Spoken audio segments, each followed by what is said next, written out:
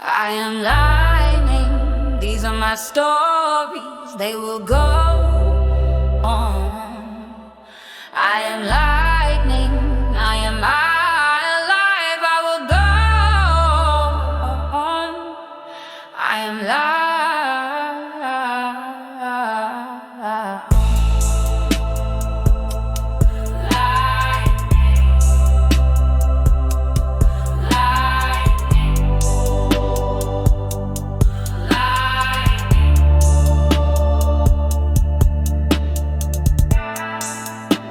I am meeting Finn at the cave today. We will travel through it together.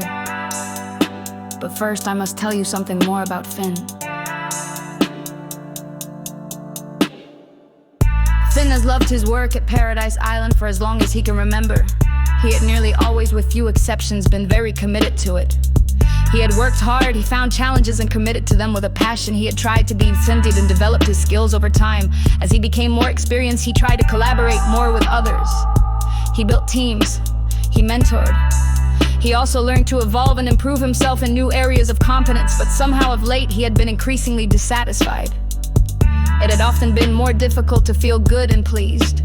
He spent much more time being stressed than content with his work. He felt an emptiness about his never-ending days of toil, a loss inside of the enthusiasm. He had to push himself more to make progress. The highlight moments of feeling good still came, but they were rarer. He could not quite put a finger on why. There was something gnawing at him, something missing, a feeling of emptiness at times, a feeling of pointlessness, and in the worst moments, increasingly ones of anger, frustration, and depression. He sometimes just wanted to give up and leave it all behind. Why was this happening to him? What did he need to do about it? How could he change? But I do know he is happier when being with me, Lightning. On our adventures together, Finn and Lightning, helping each other, Finn.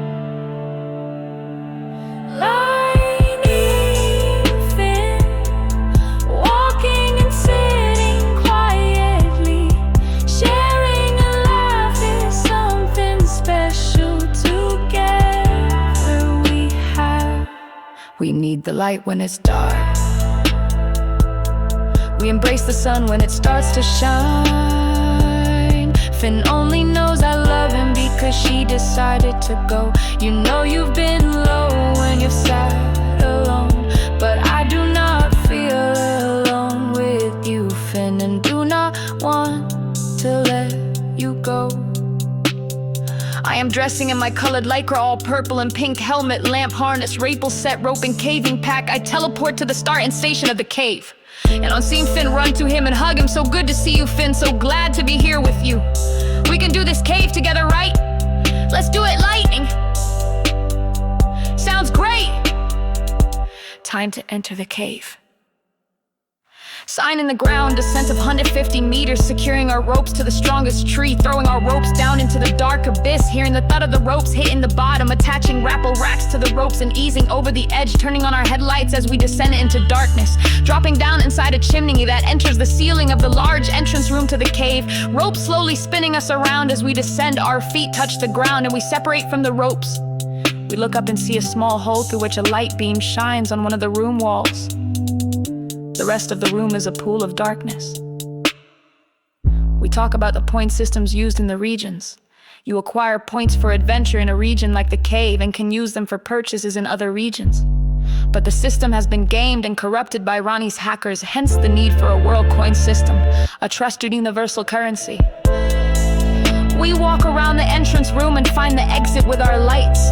We enter a large passageway and proceed along it. After some time, a river joins the passageway, filling the space with a rumbling roar as the waters chase their way among the rocks to a destination further into the cave. The passageway narrows. We find ourselves wading in the river, sometimes knee-deep, sometimes waist-high.